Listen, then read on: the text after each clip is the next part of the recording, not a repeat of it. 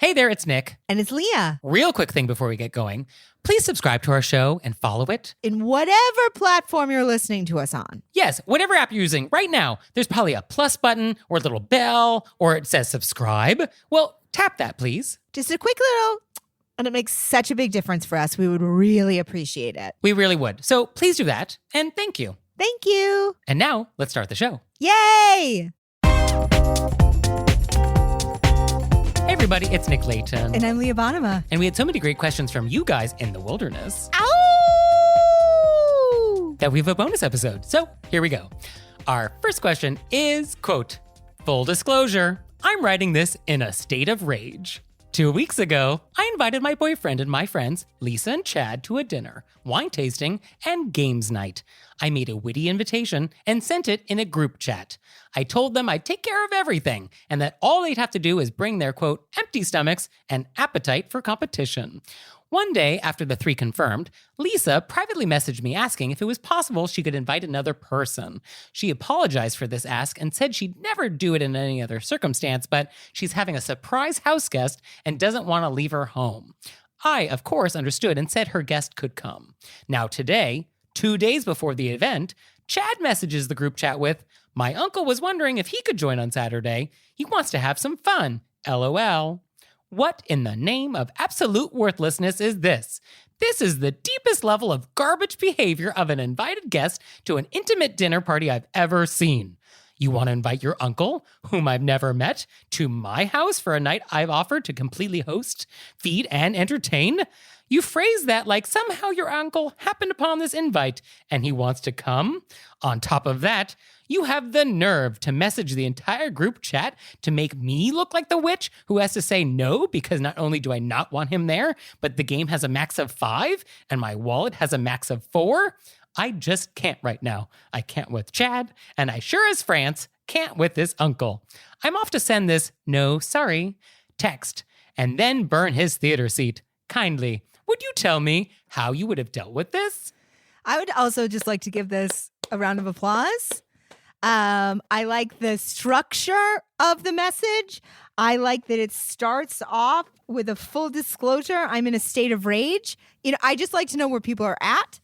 I also like, and this is genuine, I love, there are phrases in here that I'm going to try to work into my everyday life. What in the name of absolute worthlessness? That's so well encapsulates how I feel. I also like, and I sure as France can't with his uncle. Yeah. I just really enjoyed this. And I know that, and not to trivialize it, but I want to say up top that this letter, I got all the feels. I don't have to be like, I wonder what the tone is. Yeah, we're not quite sure how she's coming down on this. Yes. Yeah. I don't feel confused. It's really hard to figure out how a person feels. Like, are they feeling, and I just appreciated. It's all in there. I knew in the first sentence. Yeah. And then burning his theater seat. I love it. I'm off to burn a theater seat. So I think generally speaking, hosts are allowed to have the parties they want to have. So hosts get to decide where and when and who and how. And a host has full discretion over all of that. So I think you can be aggrieved that one of your guests was trying to maybe change the event that you had planned. Yes. It seems like a real gentle walk into these waters. Well, I mean, I get this person has rage. I mean, of dinner party crimes that I have been witness to or a victim of, this is pretty mild. So I think what happens with me, I feel their feelings and then I'm like, burn it down, it down. Here's the problem though. If you have this level of rage for this etiquette crime, you have nowhere else to go when the crimes are really serious. So, I feel like you want to give yourself some emotional runway left here. This person has planned a special event for a certain amount of people and they're paying for everything. So, that's their money. Well, as a host does. Yes. And then they have a game and then this person just group texts, hey, this person I've never met.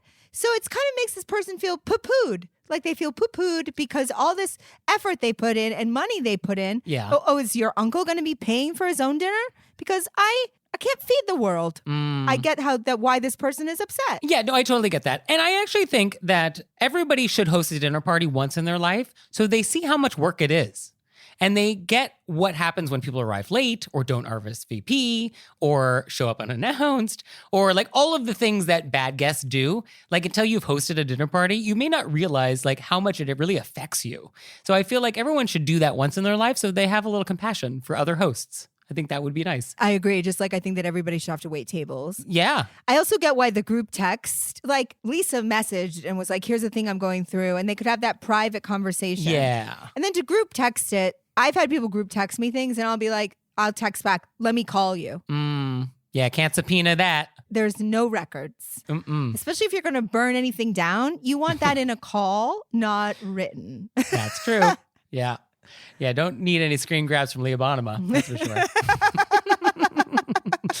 But yeah, so I think putting our letter writer on the spot in the group, that was not nice. That was not nice because that does put you on the spot. Yeah. Not nice. But I think it is perfectly valid to basically say like, oh, unfortunately, it won't be possible for your uncle to join, but I look forward to meeting him at another time. Like, that's fine. You could just say that. I think that's a lovely response. Yeah, you're not obligated to add this person to your guest list. I think sometimes it's just mind-blowing how people don't think of we had somebody bring somebody to a holiday dinner, not this year, and then that person that they brought was rude.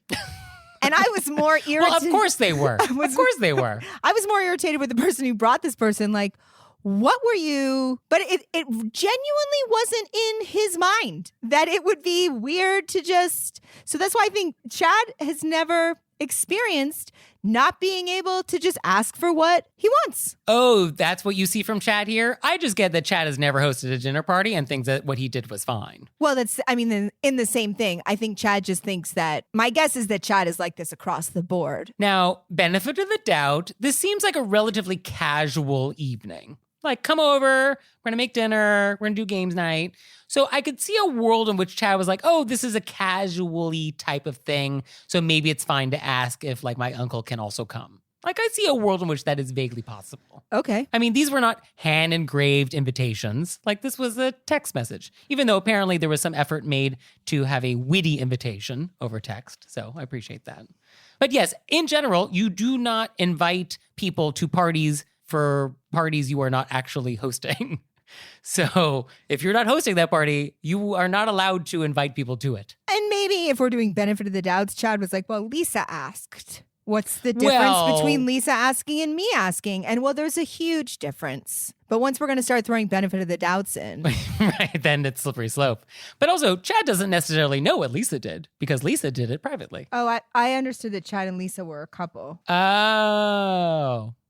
I mean, who knows? You know, I just got so swept away with the emotion of the message that I felt very angry at Chad. But I absolutely see what you're saying, that we'll give benefits of the doubt and we can just say no, Chad. As my therapist always says, they can ask and you can say no. And that's that. Right. Yeah. And I think as a host of this event, this is not going to be the last time you're going to encounter this problem. So I think you just need to be very comfortable saying no to people. Like, oh, I'm so sorry I can't have them join, but I look forward to another occasion. Like that is a good back pocket sentence. Have that at the ready. Because, you know, if you're actually known as a good host, people want to crash your parties and people want to invite other people to get in on the good entertaining that you're known for. So it's actually a blessing and a curse when you actually become a great host. So the better host you are, the more likely you'll actually have to pull this out of your back pocket. So just have it ready. I think that's great. Just have it ready. I, as somebody who struggles with saying no to people, I understand feeling angry because you don't want to have to say no. Yes. If everybody followed proper etiquette, this would never be an issue. But unfortunately, it is. So welcome to the world we live in. So she should just feel fine saying... She should absolutely feel fine saying no. No, she's not obligated to invite people to her party. No, absolutely not. I would feel so obligated to have the uncle and then I'd be angry. Well, then this show is for you. Thank goodness. And now it's time for Intermezzo. Intermezzo. So this episode is brought to you by HelloFresh. And with HelloFresh, you get farm fresh, pre-proportioned ingredients and seasonal recipes delivered right to your doorstep. And by the way, HelloFresh now owns Every Plate. So we love both. So you can skip the trips to the grocery store and count on HelloFresh to make home cooking easy, fun, and affordable. That's why HelloFresh is America's #1 meal kit. What I love about HelloFresh is that they have multiple meal plan choices. I love meal plan choices. I went with Fit and Wholesome. because I'm wholesome. So our boxes are arriving soon, and we're going to report back. We're going to let you know how it went. We're very excited. And for you out there, go to HelloFresh.com/RBWFree and use code RBWFree for free breakfast for life. One breakfast item per box while subscription is active. That's free breakfast for life at HelloFresh.com/RBWFree with code RBWFree. And now it's time for Intermezzo. Intermezzo. So did you know you can help support our show on Patreon? We have a Patreon. We do. And there's tons of fun stuff there. There's videos, there's audio clips, all sorts of stuff. I was just thinking about how many videos there must be up there by now. Oh, there's a lot. There's a lot of bonus content that you have never seen if you do not join us on Patreon. So go to our website, select monthly membership, and see if that's something you'd like to do. We'd so appreciate it. We really would. So please check it out, and thank you. Thank you. Our next question is, quote, is it rude to wear sequins during the day? I wrote next to this in capital letters and underlined, and I actually went and got a different color pen to write next to it than the rest of it. I see. Live your dreams. Oh. I mean, first of all, what a great question. Yes, just a delight. I was so delighted to have this come across the transom. So I think, first of all, there are many different types of sequins in the world, So I think not all sequins are created equal. But I did consult the etiquette greats on this topic because I thought, surely Miss Manners has something to say about this. And you know what? She does. Oh, wow. And so she says, quote, sparkly things should not be worn by grown-ups during the day. And she also includes diamonds in this. Unless the diamonds are an engagement ring or a wedding band, you should not wear them during the day. And you shouldn't wear rubies or sapphires or emeralds either. Those are evening only. So if you want to go the Miss Manners route, that's what she says. She does allow you to wear semi-precious stones during the day, though, if you're wondering. I'm hoping that with this segment, we can take a picture of my facial response to that. What a downer. Life is hard. If throwing on a little sequin shirt or a little sequins hat keeps you above the fray emotionally, yeah, you do it. I mean, I was thinking another way to think about this is it rude to wear a tuxedo to the supermarket? How would that be rude? How does it affect any other person? Well, yeah, I mean, I guess it's the same as is it rude to wear white after Labor Day? Right, which we've covered. We've discussed. Yeah, I feel like sequins are not created equal, so it depends on the garment. A little sequin trim on a sweater set from Ann Taylor, that's different than plunging neckline, mini skirt, all sequin dress. How is that rude, though? How does that affect another human being except for you expressing yourself? I mean, I guess rude is the wrong word here. Is it appropriate to wear sequins to a job interview? I mean, I guess that's sort of where we're going with this question. Appropriate is a very different word than rude. Yes. Yeah, rude. Yeah. Yeah. Although, I mean, Miss Manners was willing to weigh in on this. So I guess there is some etiquette. Let me say, involved. I feel a little more edgy than I normally do. I don't know if it's the copious amount of cheese that I've had, but I feel like Miss Manners, what a Debbie Downer. Don't wear sequins during the day? Okay, you live your boring life. Oh, and don't get her started on tennis bracelets. I mean, she has things to say about tennis bracelets. The idea that you would spend time being offended by somebody else's outfit is mind-boggling. Well, here we are. So I think if you want to wear sequins during the day, yeah, live your truth. Yeah. Haven't you seen the person at the store that's dressed? I saw a guy in a cape. This is a real conversation I had yesterday. Okay. I saw a man, I own a cape, but I own a cape that's tie around a neck tape, more like a hobbit cape. I see. And I saw a cape and I started thinking, I'm going to start wearing capes, but not the kind that you tie around the neck. I want the kind that come out of the shoulder, with some shoulder pad, Oh. And I'm just going to wear that cape. And people were for stage. And I was no, for the grocery store. You know what I mean? And if I want to wear a cape to a grocery store, I want to live in that world. The idea that somebody can't show up with a sequins dress because it makes them feel happy at the grocery store and Miss Manners is going to be that's inappropriate.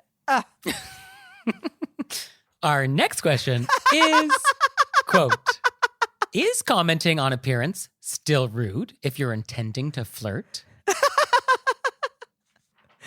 I was excited for Nick's. Also, the range of comments on an appearance. Yeah. No, this is all we got from this question. So we don't have examples. We don't have follow-up. We don't have any context. It's just Is it rude to comment on people's appearance if you're flirting? We would assume that because this person is a conscientious letter writer or listens to Were You Raised by Wolves and is interested in our podcast and wrote in that they would be meaning like a lovely compliment that was not like watching you walk, you know what I mean? Just like really upsetting and making someone uncomfortable. That it would be like more of a, you're looking lovely.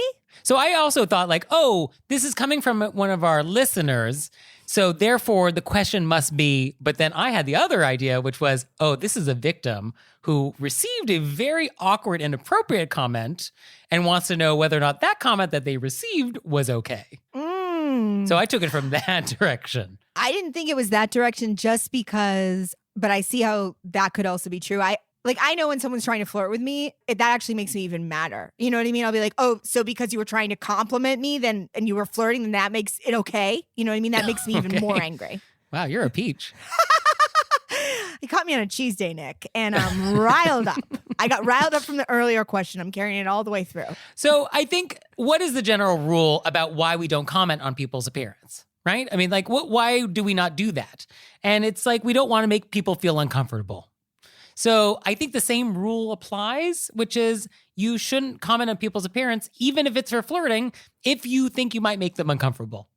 So I think if there's any doubt, then you shouldn't say the thing you're about to say and come up with something else. I agree. And then this little voice inside of my head goes, I love compliments. Well, you like appropriate compliments. Appropriate compliments. That's why not knowing what it is this person is specifically speaking to, but like a lovely, appropriate, but as you were saying, if there's a voice inside your mind thinking maybe this isn't appropriate, it probably isn't. Yeah. And I think when in doubt, we always want to compliment people's accomplishments rather than some attribute. So like, oh, Leah, your new book is amazing. That's a nice compliment. That is about an achievement. As opposed to, Leah, your hair looks nice today. But I do see the difference between I guess. I think, though, if you were... these are muddy waters. I mean, if they were easy, we wouldn't be necessary. But like if we were out on a date and you were like, I love your hair. Yes. Well, also, part of it is when you receive a compliment from someone, if you are interested in that person, you will receive that positively. But if you are not interested in that person, the same comment will be received negatively. Yeah, it would be creepy. It would be so creepy. So that's the problem. It's like, are you in a mutual flirting or are you harassing this person? Right, which just comes down to, will the thing make the person uncomfortable or not? So I think if you're not sure, then don't say it.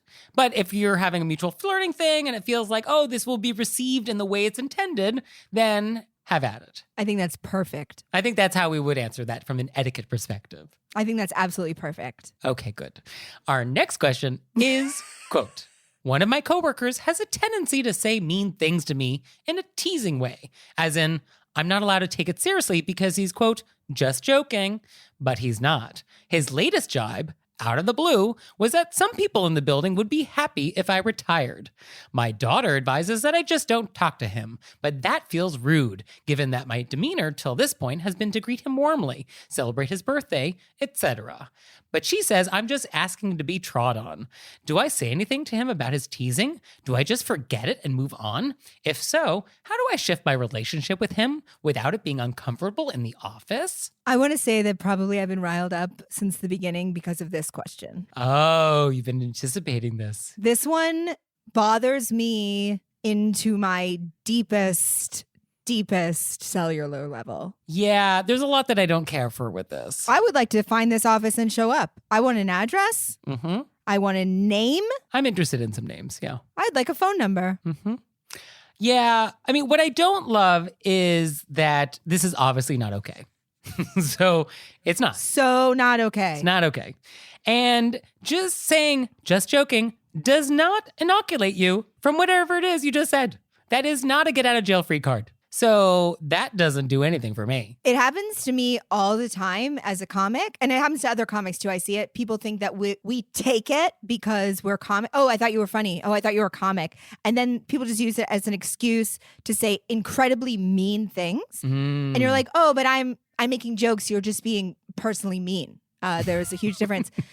And to see it happen to somebody who, like, why would you think you have a just joking relationship with a person? And then to say something like people in the building would be happy if you retired? What is that? In what world? So, I mean, would that be funny? And that's not even just rude. That's just mean. It's straight out mean. It is so mean. Nick and I are coming.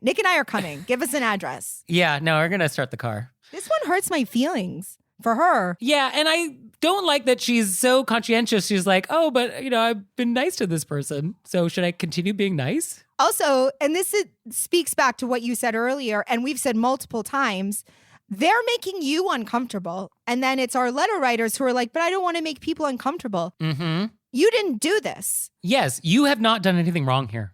So I wrote be uncomfortable and then I underlined and circled it. Like, not you should be uncomfortable, but like, don't feel bad to make that person aware that what they are saying is absolutely 100% egregious and inappropriate. Right. So what do we do about it? And I think you've got two choices. You can either say something or you can ignore it. I think those are your paths. And by ignoring it, I would also ignore them. I think I would still be cordial, but cool. Well, I'd be cordial, but I would move along quickly. Wouldn't want to be put myself into. Oh, I'm not interested in any long conversations. It's just a hello at the office, hello in the elevator, hello in the break room. I'm not going to show up for cupcakes when it's your birthday. Yeah, celebrate his birthday. Let's not do any more of that. This person is mean. That's not just kind of joking in a mean way. That's mean. Yeah. So I would just keep your distance, and you don't have to announce that you have changed your demeanor, but I think you can just live your life that way from now on. And just be like, oh, this person is no longer on my radar, and we're done. So say hello, be polite, be cordial, and that's the end of it. And there's the other option, and I've said this to people because it happens to me so often. Oh, that didn't seem funny to me. It seemed mean. Yes, or you can call them out in a polite way, but you can be direct and be like, oh, that actually did not feel like a joke to me, and that hurt my feelings. So I would appreciate not hearing that again. I think you're well within your... Absolutely. Yeah. Yes. So I would do that. And I think you can shift your relationship without it being uncomfortable in the office. Or if it's uncomfortable, it's only uncomfortable for him. Or it might be uncomfortable for you, but I think you have to live with that uncomfort because that's the cost of doing business in an etiquette world. And if you want to send Nick and I the address also. Yeah, we actually will show up. This bothered me so much. Yeah. Who makes a joke about, well, people would be happy if you weren't here? What? Sorry? Yeah, I mean, that cuts real deep. That cuts real deep. Like, oh, actually, we all have been saying that we would rather you not exist. So, terrible. And I really do hate it when people are like, oh, it's just joking. Or they'll be like, oh, just kidding. Lighten up. Oh, don't be so sensitive. Yeah, you're like, oh, then you're really bad at making jokes. That's what I always say. Leave it to the professionals.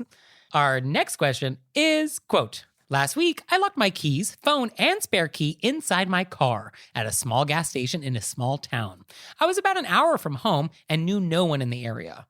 Several locals graciously offered their assistance, and after an hour of fetching tools and multiple failed attempts and calling in reinforcements, my car was finally unlocked. I tried to show that I was deeply grateful by thanking all the people that helped me, but they seemed to kind of shrug it off and started to leave, so I did too. As I was pulling out, one of the bystanders flagged me down to say that he had paid the man who unlocked the door $5. I was horrified at the thought that I must appear ungrateful by not offering to pay, so I quickly handed him $5 for a reimbursement, as well as $10 more to give the man later. However, I was then unsure as to whether or not it would have been appropriate to pay some of the others, particularly the man who spent an hour helping me and who did most of the work. The man who actually managed to unlock my door was only there for 5 minutes. However, I only had about $7 left, and it seemed almost insulting to offer him such a small tip. Since I really did want them to all know I appreciated their help, I wrote the nicest thank you card I could and mailed it to the gas station. Is it appropriate to tip strangers who help you out of a predicament? Is it ever rude? I worry that someone who helped me could feel insulted because they just wanted to do a good deed. On the other hand, they did spend time and effort to help me, and it seems thoughtless to simply thank them and leave. Any advice on what I could do better next time? This one also made me very sad. I found this whole round of questions an emotional roller coaster. I mean, I don't know what else you can do here. You wrote a thank you note to the gas station? You wrote a thank you note. That's pretty advanced. I don't actually really like this person who flagged them down to say that he had paid a man who unlocked the door $5. What's your issue there? It doesn't ring as honest to me. Oh, because the way I read that was that whoever unlocked the door like had a $5 fee for that service, and somebody just paid him that and was looking to get reimbursed by the driver. I just don't understand why, if somebody came to unlock the door and there was a $5 fee, why they wouldn't just go to the person whose car it is. True. And who charges $5 for anything? I mean, who knows how much anything costs? I don't know. I mean, I obviously would have given this person the $5, and then I would worry. I would go through the same process that our letter writer went through. I want people to feel like I appreciate their time, but then I would worry that trying to tip people is somehow rude. But back to the $5 thing. You think something nefarious is with this $5 thing? I think quite possibly that person was being untoward. Oh. And me, the suspicious New Yorker, I just took that at face value. Interesting. Because if I was helping somebody with a car, which I've done before, okay, and somebody came to me and said, hey, I'll unlock that for $5, I would go to the car owner and I would say, hey, this person's willing to help, but it's $5. Do you want to do that? Interesting. Okay. And then if I accepted that responsibility without asking the driver, I would then eat the $5. Oh, I see. Because it wasn't my car to give permission for the $5. Okay. True. I mean, it does feel like the $5 is a little mysterious. I mean, that's neither here nor there, because our letter writer was just trying to be a wonderful person and was in a situation where I know how it feels when a lot of people show up to help, and then you don't want to put these people out, and then I don't want to make our letter writer feel... What else were they going to do? Say, I don't believe you? You can't do that. Right. Yeah. No, at that point, it's too late. Okay. So there may be a scam involved. We'll put that aside. I think the general question, though, is like, what else could this person have done? Yeah, I think you really covered the base with the letter to the gas station. I feel like that was very nice. And I think if you thanked everybody in person, I think that was nice. So I think she did that. So that covers her base there. I don't think you need to ask people for their home addresses to send them thank you notes later, you know? And I don't think you have to tip out people. I think people want to help. Yes, people do want to help. I think what you could have done is bought coffee for everybody. You know, like, oh, can I get anybody some beverages, you know, coffee, soda, anything? That would have been nice, as people are there for a long time.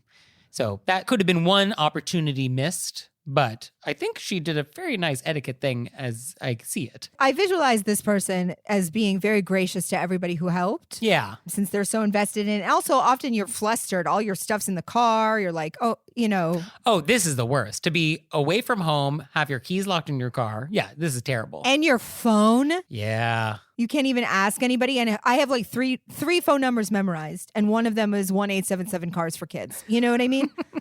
Not mattress, the extra S is for savings. So, yeah. No, this is a terrible situation. I guess at the end of the day, people really do just want to help, I think is our natural state for most of humanity. So I think we can take that at face value, that we don't have to like pay them off with tips. I think they wouldn't stay. They'd be like, I gotta go, you know? Yeah, that's true. Nobody here was under any obligation to help at all whatsoever. Like this was all voluntary. I think people like to feel that they were a part of an effort to help a person, you know? Oh yeah, like baby Jessica in the well. Yeah, it's a happening. That was a huge leap. I feel like I have to Google it. I don't remember all the facts. I just remember there was a baby in a well.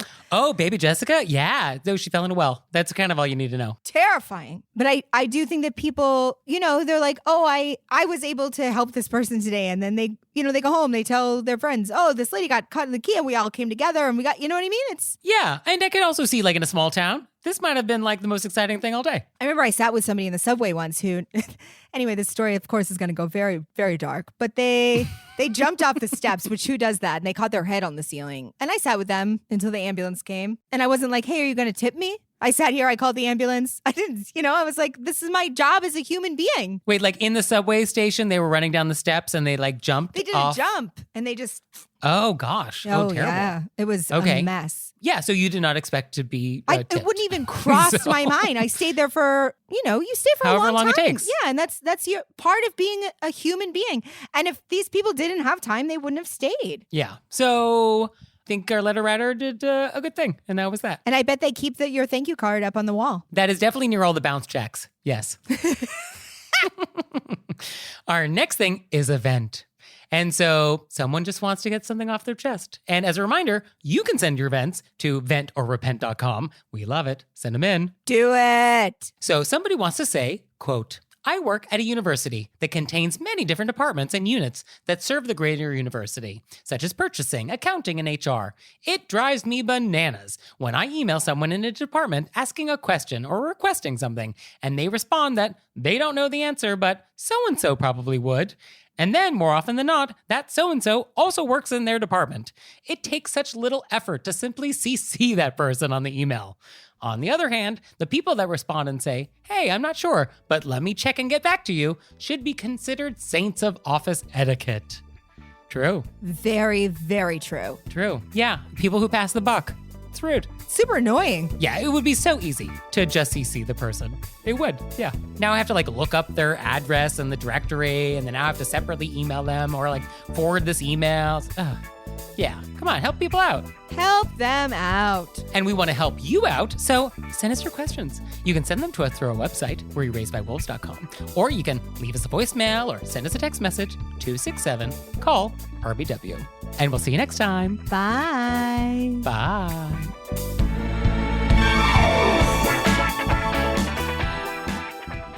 Oh, Leah, one more thing. What? Have you signed up for Patreon yet? I have. Me too. You out there, have you signed up for Patreon yet? No? Well, go to our website, wereyouRaisedByWolves.com, click on monthly membership, check it out, because we would really appreciate it if you'd support our show. We love your support. We would. So please do that, and we'll see you next time. Bye. Bye.